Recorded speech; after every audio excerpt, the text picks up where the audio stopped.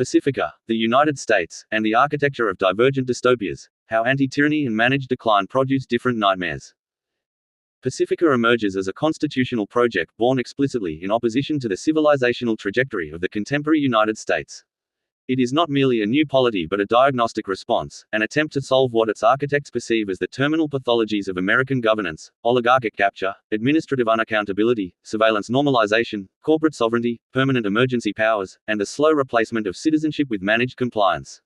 Where the United States increasingly treats legitimacy as a procedural artifact and power as an inherited asset, Pacifica attempts to reverse the polarity, grounding authority in continuous consent, radical transparency, and an uncompromising doctrine of popular sovereignty. Yet the fact that Pacifica is designed as an antidote does not immunize it from dystopia. It merely changes the form that dystopia is likely to take. The critical distinction between the two systems is not that one is utopian and the other dystopian, but that they represent different equilibrium strategies for dealing with power, complexity, and human limitation. The United States is drifting toward a stable but unjust equilibrium. Pacifica risks an unstable but morally ambitious one. Each produces its own characteristic nightmares. The dystopia the United States is approaching is historically legible. It resembles what political theory describes as a late republic oligarchic security state, a hybrid regime in which formal democratic rituals coexist with substantive elite rule, bureaucratic opacity, and normalized surveillance. Power in this system is vertically concentrated and horizontally insulated. Corporate entities exercise quasi-sovereign authority through regulatory capture, campaign finance dominance, and data monopolization. Administrative agencies legislate through rulemaking insulated from popular oversight. Security institutions operate under permanent emergency logic, justified by diffuse, endless threats. Citizens retain nominal rights but lack meaningful leverage over the systems that shape their lives.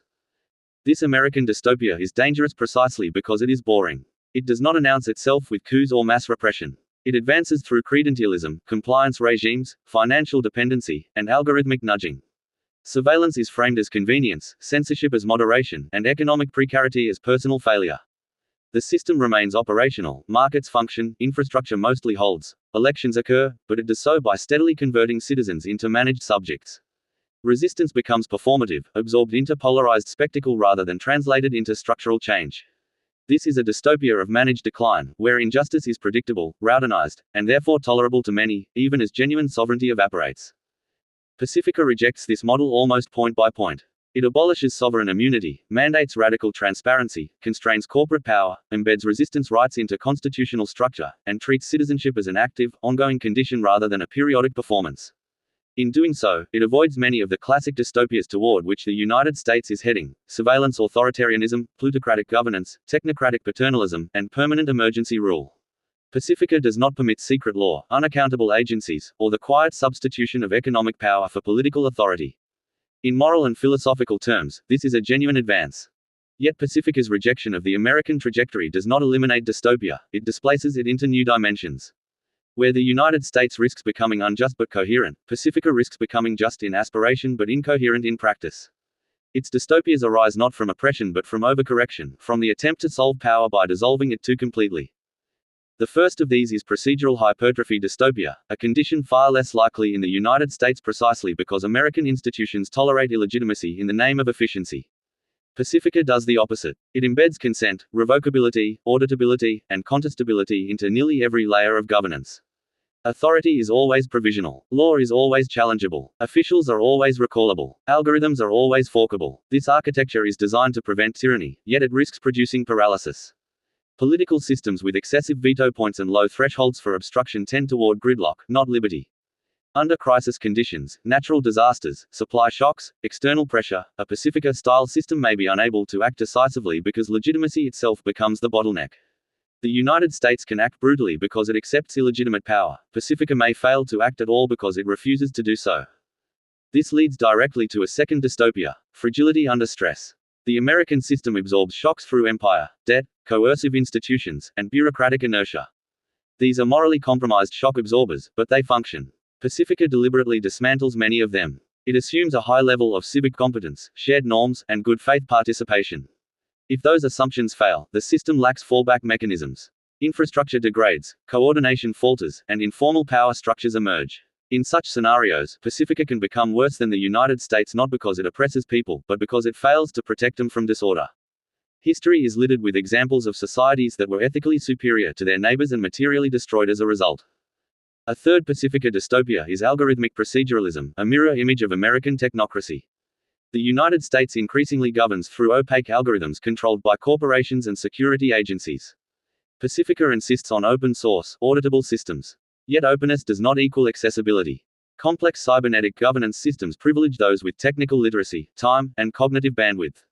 Over time, an epistemic elite can emerge, not through conspiracy, but through specialization. Power concentrates not in secret but in expertise. Citizens remain formally sovereign yet substantively dependent on those who interpret models, tune parameters, and translate complexity into actionable outcomes. The dystopia here is subtle, governance without intent to dominate, yet still dominated by those who understand the machinery. Pacifica also risks moral absolutism fragmentation, a failure mode largely avoided by the United States because American ideology has drifted toward relativism and managerial pragmatism. Pacifica grounds legitimacy in natural law and explicitly affirms the right of resistance, even violent resistance, against perceived injustice. This is philosophically coherent, but socially dangerous. When individuals are constitutionally empowered to judge legitimacy for themselves, the system relies on an unusually high degree of shared moral epistemology. Absent that, law loses its coordinating function. Society fractures into competing moral jurisdictions, each convinced of its righteousness. The result is not tyranny but chronic internal conflict, a condition far more destabilizing than the slow injustices of the American model. Another dystopia unique to Pacifica is surveillance inversion. The United States surveils secretly, Pacifica surveils openly. Radical transparency, continuous recording, and public accountability mechanisms are intended to prevent abuse, yet they can produce a panoptic public sphere in which everyone is always watched by everyone else. Reputation becomes governance. Error becomes stigma. Risk-taking declines. Public service attracts only zealots or those skilled at performative compliance. The American dystopia disciplines through secrecy and force, the Pacifica dystopia disciplines through visibility and social feedback loops. Finally, Pacifica risks a civic exhaustion dystopia. Where the United States infantilizes citizens, Pacifica demands adulthood at all times.